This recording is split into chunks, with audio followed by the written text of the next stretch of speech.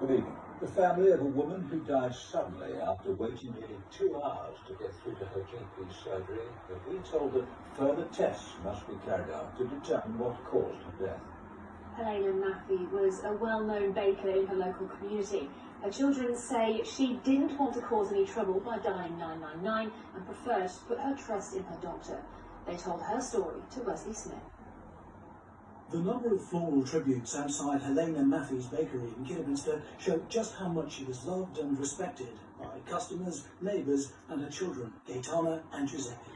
She didn't realise herself how loved and loved she was. I think we all just expected her to live forever because she was Wonder Woman. She'd done so much. She helped anybody in need and she got joy of helping others. They say the bakery Helena ran with her husband was her pride and joy for decades. They'd always believed her to be fit and healthy until a few weeks ago when she sought help for anxiety. Helena didn't think her prescribed medication felt right for her. She stopped it and was trying to get through to the surgery to make an appointment about the next steps. It was during this call events took a turn for the worse. At 30, she called and she was caller 30. So from caller 30, obviously she got to caller 14 and then the phone went dead.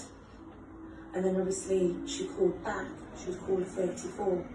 So she finally got through to reception and that was at 10:15. My dad was with her and she said, a doctor will call you back at 11:30.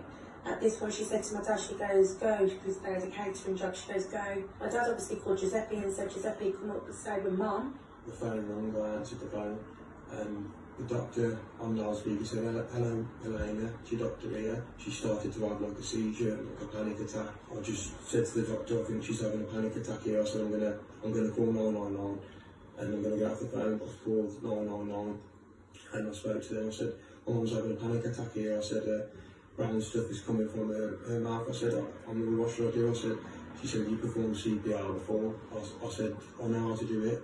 I just put my hands together and started performing CPR on her. I was trying to wake her up. I said, Mum, I said, can you hear me? Can you hear me? And there was no response. And I was pumping on her chest and I was just trying to make her come back. And obviously, but no, she had one last breath and she was fine. And obviously a paramedic come and she said, your mum's in cardiac arrest. She goes, we're doing what we can, but we've been going for 25 minutes now. And we'll have to call it. That would always, I'll always remember that day. That's the worst part for me, is that bit there. Yeah. Your mum didn't want an ambulance to be called. So she trusted her doctor. Yeah. Why didn't she call 999?